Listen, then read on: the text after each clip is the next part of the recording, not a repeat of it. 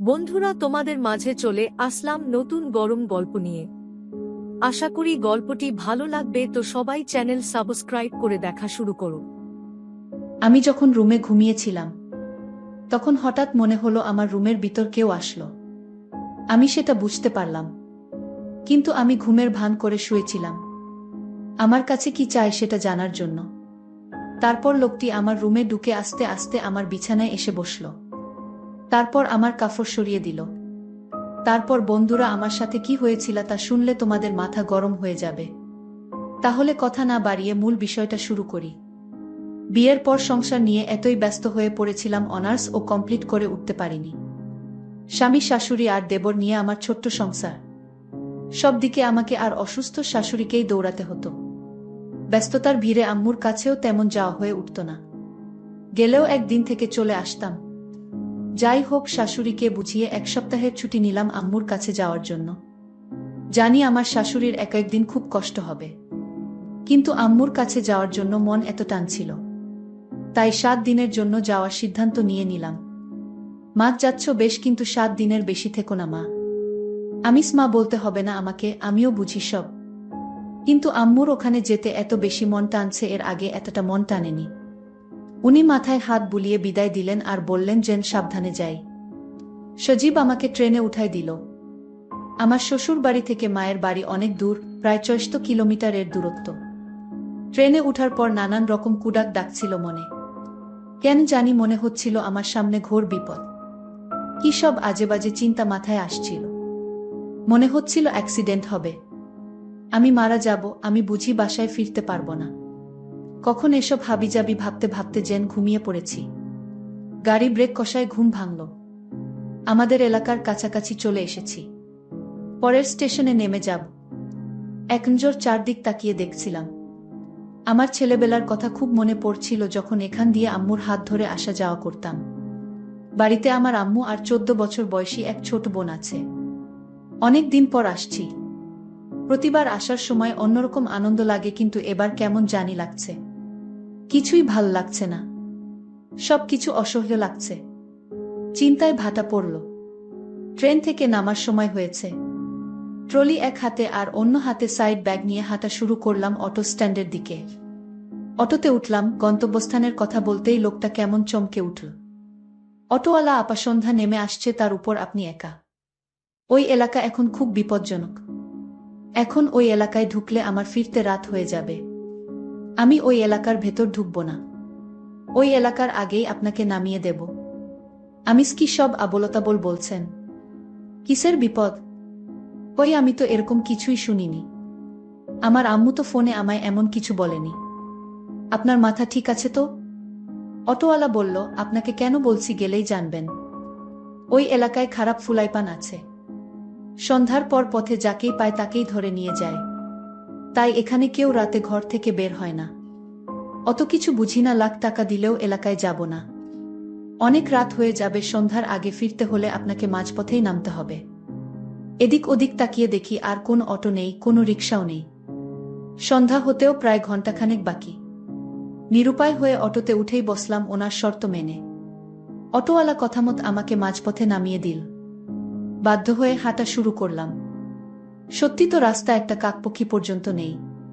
আছে শুধু প্যাঁচার ডাক, থেকে থেকে দূর হতে কুকুরের ঘেউ ঘেউ আওয়াজ ভেসে আসে। ছোটবেলায় আঙ্কেলের সাথে মেলায় যেতাম। মেলা থেকে ফিরতে বেশ রাত হতো। তখনও দেখেছি কত মানুষের আনাগোনা। এরকম নীরব কখনো দেখিনি। সত্যি মনে হচ্ছে কোনো পরিত্যক্ত এলাকায় ঢুকে পড়েছি।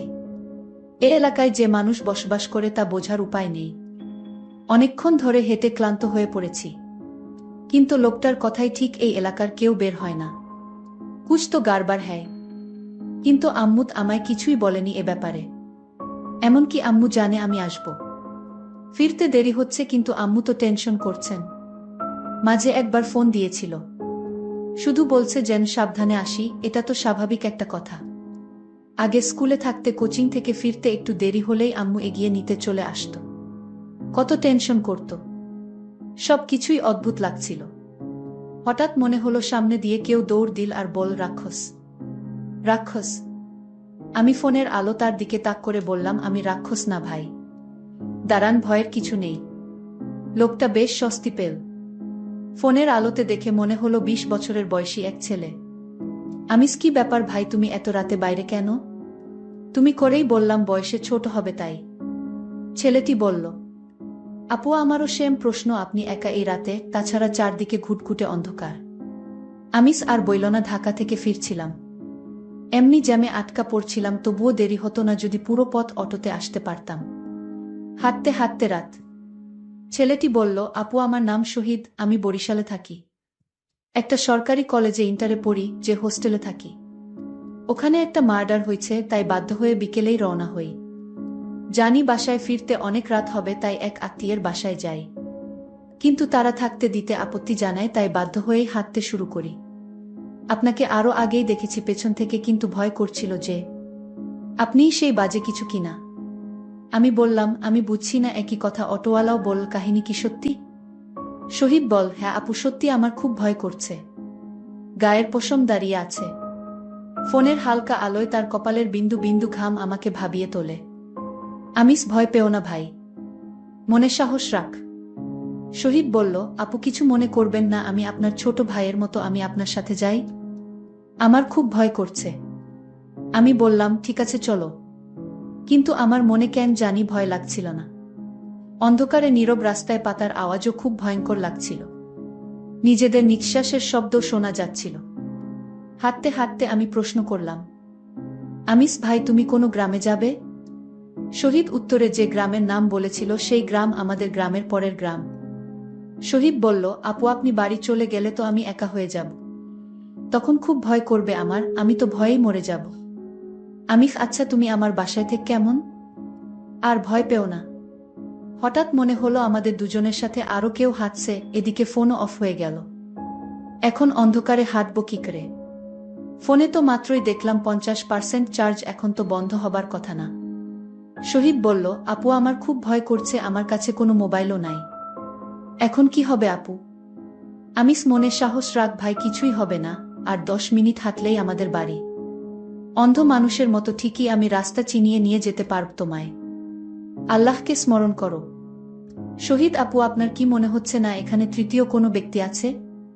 আমিস, কই না তো, তোমার মনের ভুল।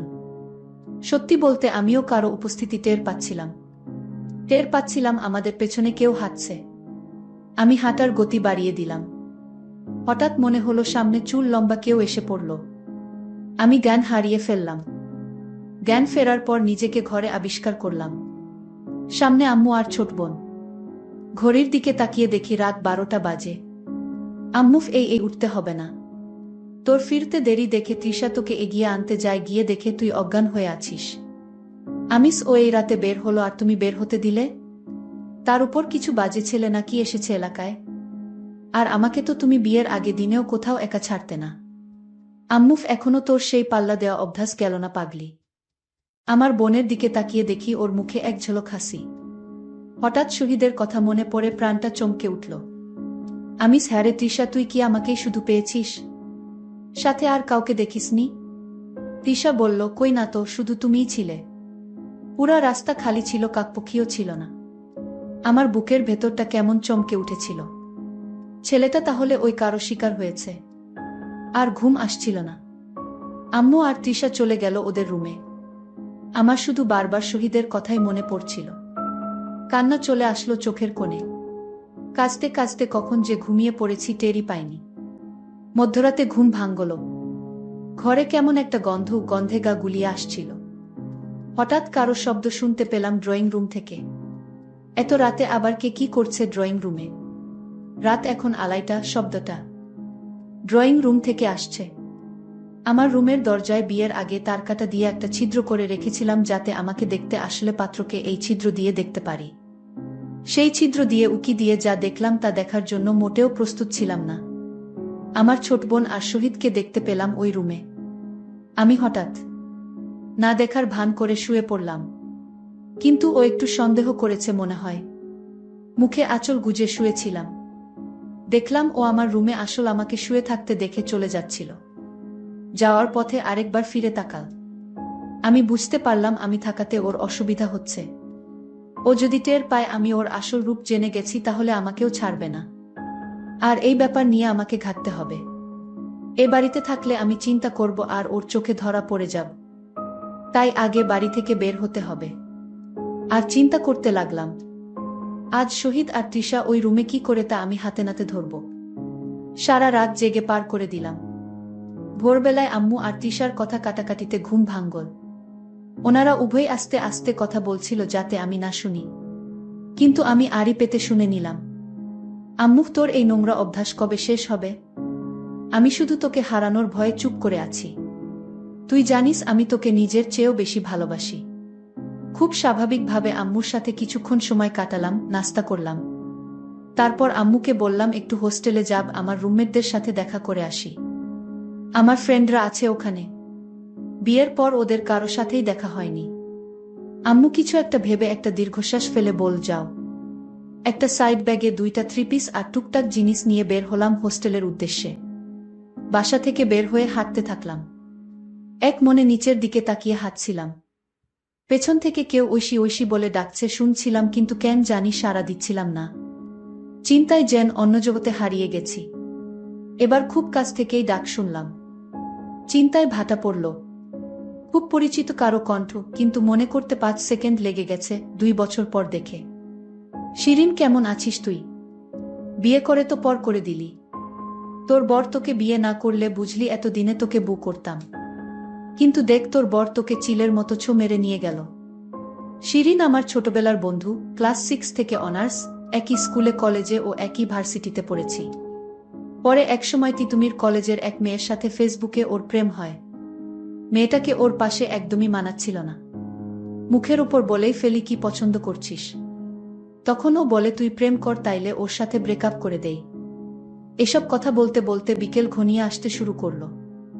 যাই হোক, আমি আবার সন্ধ্যায় বাড়িতে ফিরলাম। বাড়িতে ফিরে ভাবতে লাগলাম, শহীদ এত রাতে আমার বোনের রুমে আসলো কি করে।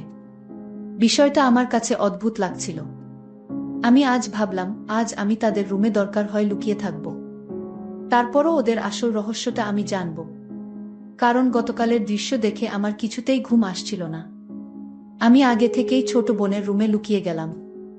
কিন্তু আজ রাত আমার বোন তৃষা রুমে আসলো না। আমি অবাক হলাম, তারা আজ কোথায় গেল। আমি ভাবলাম এবার আমি আমার রুমে যাইতো। আমি আমার রুমে গিয়ে দেখতে পেলাম তারা দুজনকে। তার দুজনকে আমি আমার রুমে দেখতে পেয়ে আমার চোখ কপালে উঠে গেল। আমি ভাবলাম ওরা দুজন যখন আমার রুমে আছে তাহলে আমি আজ বোনের রুমে গিয়ে শুয়ে পড়ি। আমি যখন ঘুমাতে গেলাম তখন আমি দরজাটা বন্ধ করেই ঘুমাতে গেলাম। আমি যখন ঘুমিয়ে পড়লাম তারপর রাত 2টার দিকে ঘুমের ঘরে আওয়াজ পেলাম। সেই আওয়াজে আমার ঘুম ভেঙে গেল।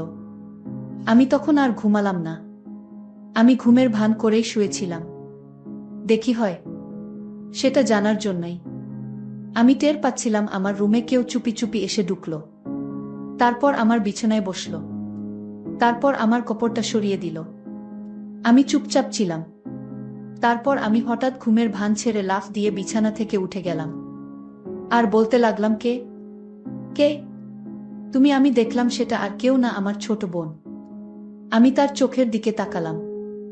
দেখলাম সেটা মানুষের চোখ না। সেটা আমার কাছে মনে হচ্ছে কোনো ভূতের চোখ। আমি চিৎকার দিলাম।